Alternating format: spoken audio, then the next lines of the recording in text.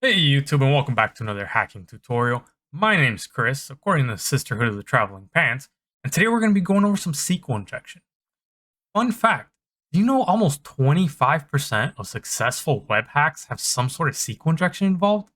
It is insane the amount of usernames, passwords, credit card information that is stolen on a daily basis using something as simple as SQL injection. So today, we are going to steal some usernames, passwords, and probably credit card information using SQL injection, but for ethical reasons. Because, as the great Gandhi once said, a good hacker is a good defender. Or actually, that may not have been Gandhi. I don't know. But anyway, we're going to go over some SQL injection. Also, fun fact, do you know a lot of giant companies like Google, GitHub, Microsoft have been known to store plain text passwords in their databases? Think about that. That's just dumb. That's crazy. That's crazy. Why not hash it? Just hash your stuff, Google. I'm looking at you, all right? I'm looking at you. Anyway, without further ado, let's jump into it and hack some stuff. First of all, what is SQL? Well, SQL stands for Structured Query Language. Structured Query Language. There you go. And basically, it's just a way that you can query the language in a very structured manner. What? Now that doesn't make sense. It's basically a language for querying a database. And it's just asking the database, hey, pull this out of this and give me the value. It's something that you use whenever you're on Amazon looking for products, whenever you're logging into an account. And speaking of logging into accounts, let's see how we can steal some usernames and passwords really quick. But first, we need to understand how SQL is structured. So let's look at a really basic query that you'll see a lot whenever you're logging. And before you say something, yes, I understand. I have the writing capabilities of a 6-year-old. Fully understand, but work with me here. So in this query, we're logging in as Bob, and we've input the password 123456. Why? Because Bob is a man that lives on the edge, and he doesn't care about your rules about password complexity. Bob is better than all of us because he's using reverse psychology. Because he knows a hacker won't try that. Just kidding. Don't actually do that. That's like one of the first passwords that a lot of databases try. Anyway, so in this case, whenever we input the username Bob and the password, the SQL database is going to load up and it's going to say, hey, select, in this case, everything from a table called users, where the username equals Bob and the password equals 123456. Now it's going to go and it's going to look into the table and it's going to say, hey, is there a username Bob? Okay, there is. Cool. Now, is the password for Bob 123456? And if it is, it's going to come back with, and this is important, true. It's going to say, hey, that checks out. Bob's password is 123456. If it isn't, if there is no Bob or the incorrect password, it's going to return false. And this is important to know for when we're doing SQL injections. Another very important thing to notice is that we are using here an AND variable, which means both things need to be true. First, there has to be a username Bob. And second, the password for Bob has to be 123456. If one of the two does not come back correctly, then this SQL returns false. Right? This query. Now, the last important thing to know before we jump into some real world exercises is this right here. You see these little single quotes? That's because whenever we input Bob and we input 123456, whatever database management system this is, whether it's MySQL, Oracle, the Microsoft one, it's gonna put this within a string by putting single quotes. And that's important, and I will show you why in just a second. But first, let's jump over and try actually cracking some SQL, looking for input validation and hopefully stealing some usernames and passwords. All right, and here we are at the damn vulnerable web application, which is a web application that's like damn vulnerable, And it's an awesome tool. We used it in our previous video for the cross-site scripting, which if you haven't seen, I totally recommend because it's more web hacking. Anyway, here we are and into the SQL injection portion. It's a pretty simple one. In this case, they're just saying input a user ID and see what you get. Let's try one. Okay, cool. In this case, the ID 1 returns admin and admin. Remember the importance of this, right? These guys right here. I can't stress enough the importance of the single quote. 9 times out of 10, it's going to be single quote. Sometimes you'll see a double quote. 9 times out of 10, it's going to be single. So in this case, instead of usernames and passwords, we're inputting one and it's returning everything. In this case, first name, last name. But the big thing, once again, to notice is the single quotes. Whenever we input a variable of 1, it's automatically, the system's automatically say, okay, ID equals, and it's just going to put that within single quotes, right?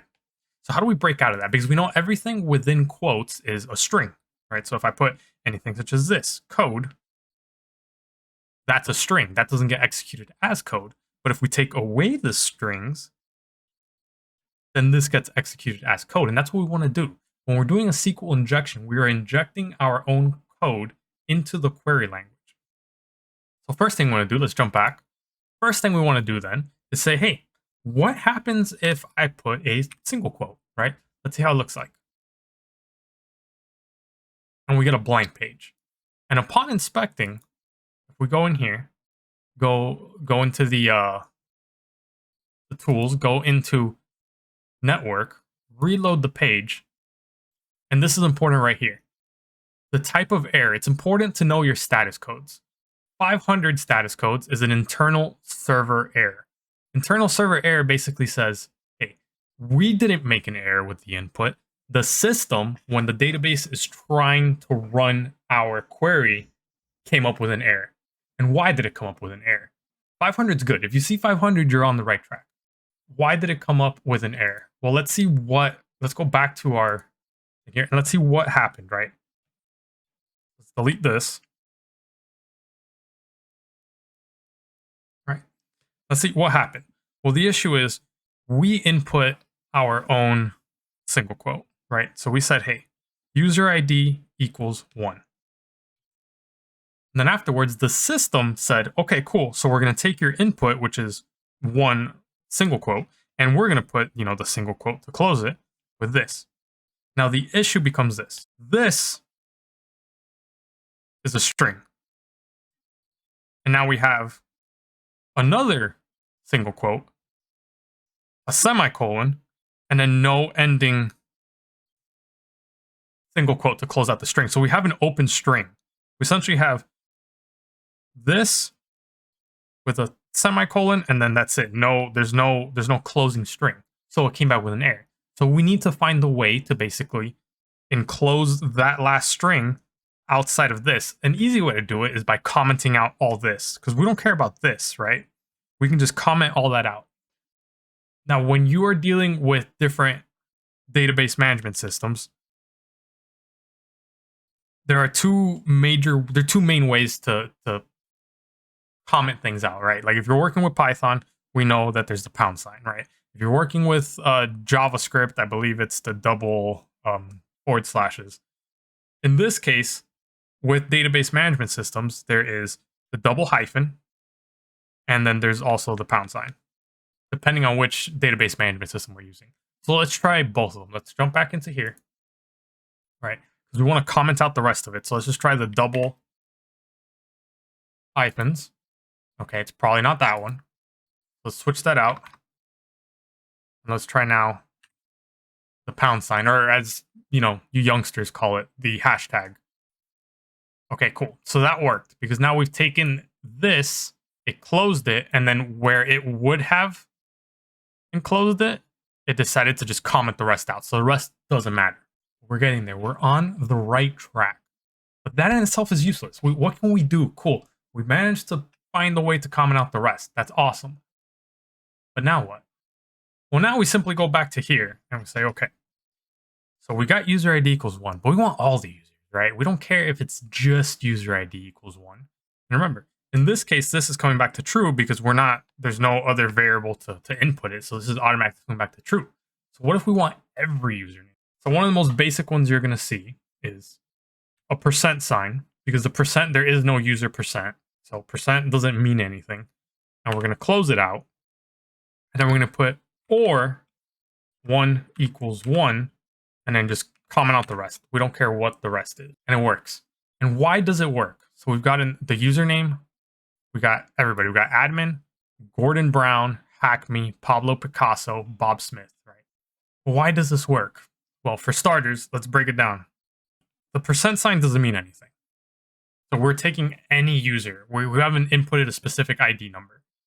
And it's going to come back false because this doesn't have, there's no user of ID equals percent sign. So that's going to come back false. But now we've inputted an OR statement where it says OR 1 equals 1. So when does 1 equal 1? Always. 1 always equals 1. So 1 equals 1 will always come back as true.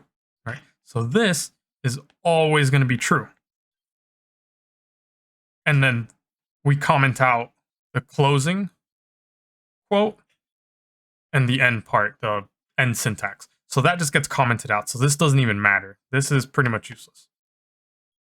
So now we said ID equals nothing or 1 equals 1. And 1 equals 1 comes back as true. Therefore, it's going to dump all the IDs. So it's going to dump out everything from there.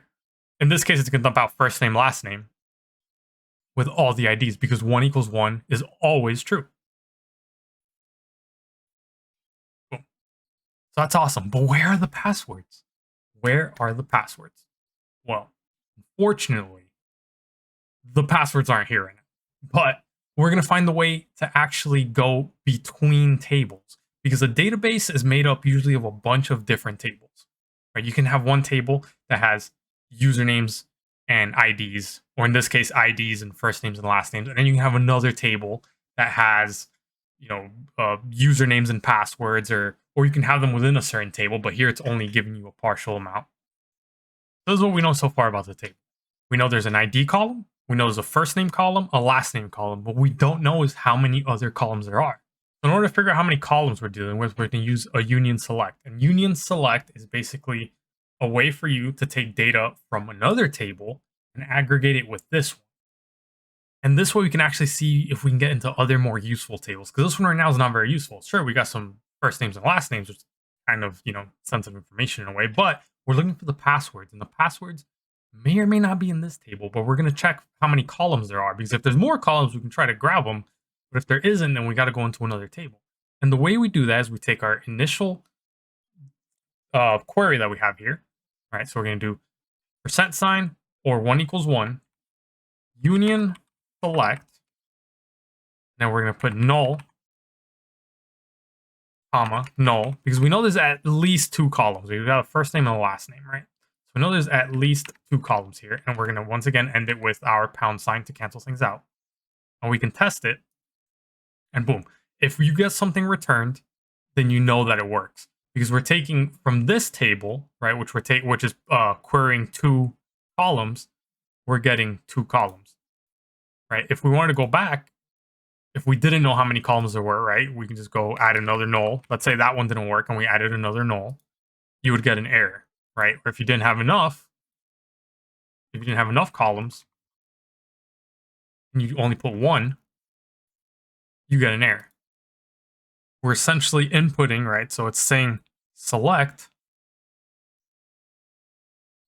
right? In this case, it's looking for first, comma last, from whatever the table name is, right? We'll just say table for now, right?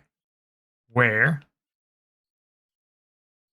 ID equals percent, because that doesn't lead to anything, right? Or 1 equals 1, which it always does, right? May not be a mathemologist, but I know that 1 equals 1, all right? We know that. Now here we're inputting, this is the important thing here, right? I'll put it down here. Union select.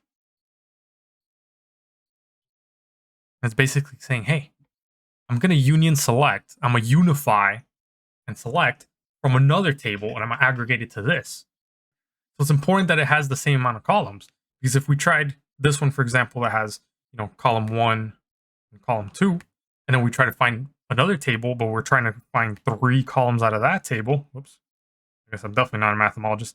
We try to find 3, then you have 1 missing here, and they're not going to stack up on each other. They're not going to unify into a table. It's like trying to put a square peg into the round hole. It just doesn't work. So we do union select, and then we're not picking any data out. We're just going to put null, null, and cancel it. Obviously, we've seen that if you put 2 nulls, it's going to work. If you put 3, if you put any other amount, it's not. But once again, that's not useful, right? We figured out how many variables or how many columns are in it. But now we want to get more useful things like what's the database name, right? Database. Right. So we're going to put database. Zoom in for you guys. So we'll put database with the open and close parentheses, like a function, right? So we run that. And we're going to see all the way at the bottom, right? It's going to run, all the stuff, admin, Gordon Brown, all that, because we're using the OR. And then at the very bottom, we can see the database name is DVWA. Right? But this is kind of messy. So let's get rid of that, right? So like, what if instead of an OR 1 equals 1, let's make it and 1 equals 0. So 1 is never going to be equal to 0. So this portion here is going to get canceled out, and we're only going to get what we need, which is nice. Because the IDs get canceled because of the false. It's going to be this is false, but we're doing the union select, so that's all we care about. Just a way to clean it up if you don't want to look for things, but that's neither here nor there. All right, now let's continue. So we've gotten the database name. Cool. What if we get something else important? The version, right? What kind of database are we working with here? What kind of database management system? So we do the same thing. Version. So it's a MariaDB. So for those who don't know, MariaDB comes standard with Kali, and it is a MySQL database management system. Cool. So that's also important stuff to know. All right, cool. So now we want to know what table names there are. Because depending on what table names we find, we know what table names to look for. Some databases can have hundreds of tables, but we don't need all of them. We only really care about the stuff with the sensitive information. So let's try to figure out what kind of tables they have. And to do that, we're going to do the same thing. We're going to union select null, but instead of looking for version or database name, we're going to look for table name. So we're going to do table underscore name. And we're going to say from, because we got to tell it where we want it to look. It's going to be information underscore schema dot tables. And once again, we're just going to end it with the pound sign just to cancel everything else out because we don't care about it. And before we move on, the information schema is essentially like the hierarchy of all the stuff that a table has, right? You got the information schema, you have the tables, you have the databases, all that. In this case, we're looking for the tables. And we need to, the information schema dot tables is basically the collection of all the tables it has. So let's jump over back to our web app. All right, we're gonna do the same thing, null here. Null, comma, and we just type that in. We do table name, table underscore name from information dot schema, information underscore schema, apologies, dot tables, and then pound sign. All right, now we got a whole lot of tables. A lot of tables. We really only care about tables with usernames, right? We don't care about, for example, plugins. I don't care about what kind of plugins they're running. Maybe I do, but not right now. Applicable roles, we don't care constraints. We don't care about all that.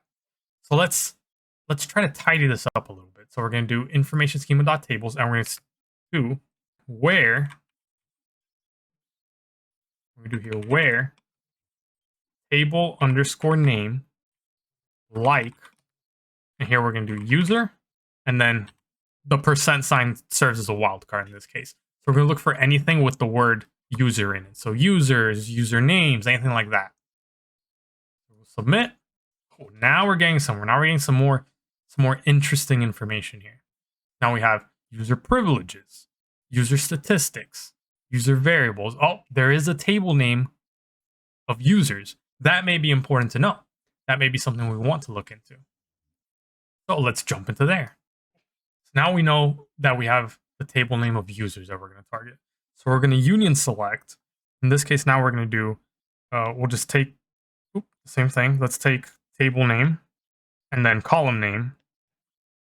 Now we know what table we want, so let's see what columns are in it. So table name, column name, from, and in this case, instead of going information schema tables, we're actually going to go information dot schema, no, underscore schema, every time, I swear, I'll eventually get dot columns, because now we're digging in for the column schema, not the tables. We know what it is. Where table name equals users. And then we'll just end it again, comment anything else out, right? Let's jump that, let's plug that in. Go back here, union select, table name, comma, column name. And we can skip the table name, but I'm just putting it in there because I just like having it for continuity's sake. From information underscore schema dot columns, I can spell, where table underscore name equals, and then users. And then we will comment out the rest, plug it in, and then boom, sweet.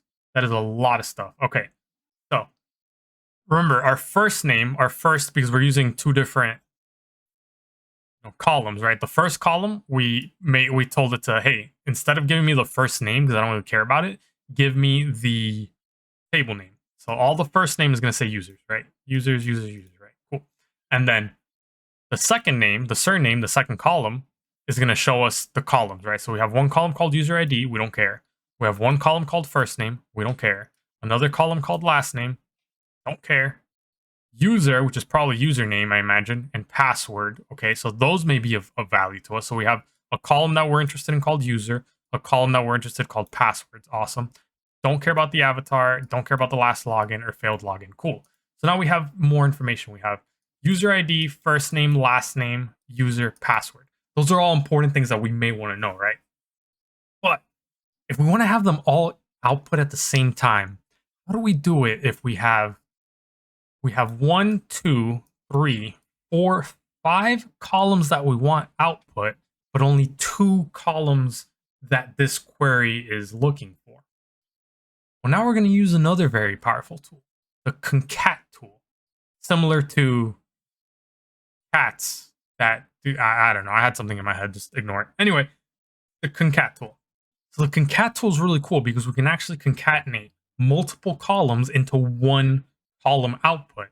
Remember how before I told you about square peg and the round hole and stuff? That still applies because we're still technically going to output 2 columns, but we're going to take a lot of information and we're going to smush it into one column. So our previous spot where we have the union select, we had 2 columns, right? Remember originally it was like null and null because we're just testing out. Now we can take one of these because we've been using one for one output, one for the other. We can actually squish a bunch of that stuff into one of them. So let's just, or we can do it into both. But let's just do it as such, right? So we'll take the first column and we'll just say user ID, right? Let's put 1 to user ID, comma. Now we have 4 left. Remember, we have users, last name, or no, we have first name, last name, user, and password. We want to squish all of that into one column. So we're going to use a tool called concat, right? And then concat, we're basically going to say, hey, we want all these squished together. So I want first name, right? First name, last name, or however it's written there. I want user and password. But we don't want it, we want to have space in between. If you do it like this, it's all going to come out smushed, and I'll show you right here. All right, so let me show you what it looks like if we input it the way that we had it chart. So we're going to look for user ID, comma, concat, and we're going to do was first underscore name, comma, last underscore name, comma, user, comma, password, if I remember correctly. And we're going to say from, in this case, we know what the table name's called. We're just going to say users. And we don't have to use the schema or anything because we're within the same table, and we're just calling it directly using the column names. So we're not looking into the schema. We're within the table itself. But unfortunately, when you do this, it comes out like this, right? So the first one, right, the user IDs are going to come out in the first column that we had, the first name, and then everything else gets squished together. Admin, admin, blah, blah, blah, blah, which is a pain to look for. So essentially what we're doing is we're inputting, right, 0x, 0a in between each of these inputs that we're selecting. And the reason is 0x0a, for those that don't know, is actually the hex for a new line character. Just like in Python, whenever you want to start writing on one line and you put /n and you continue writing, it's going to actually write it in 2 different lines. And it just makes it easier to read. So just throw it in there, jump back in, and when we submit, awesome. So now we have the user ID, 1. We have the first name, admin, last name, admin, user name, admin, and then the passwords. And these passwords are they're all hashed, obviously, which is the way they should be. But you'd be surprised how many companies still store this in plain text. And the hashes is easy to crack. Just grab this, go load up your favorite thing like Crack Station, load up the hash. There's your result, ABC123. We can grab another one. Let's take admins. Let's see what the admin one is. Copy this, load up Crack Station, paste this in. I'm not a robot. Crack the hash, and it's password. That's basically it. So it stores them in hashes, but once again, if you have a weak password, it's kind of easy to crack, especially if it's MD5. But that about does it for this one, guys. Done some SQL injection. We did a very long way. Like, I know a lot of videos out there when I was learning SQL injection kind of just glossed a lot of it, but I really wanted to go in depth and hopefully explain to you, like, step by step, not only how to look for SQL injection, how to test for it, and then how to traverse between tables, how to pull up table names, and so on and so on. So hopefully you guys learned something from this, and if you did enjoy it, consider subscribing. We're going to continue making more and more videos. We're going to do more hacking stuff. If you liked it, hit that like button. Comment down below what you want to see next, how we can improve, just anything. What's on your mind? Tell me. And I'll catch you guys in the next one. Thanks for hanging out. Later.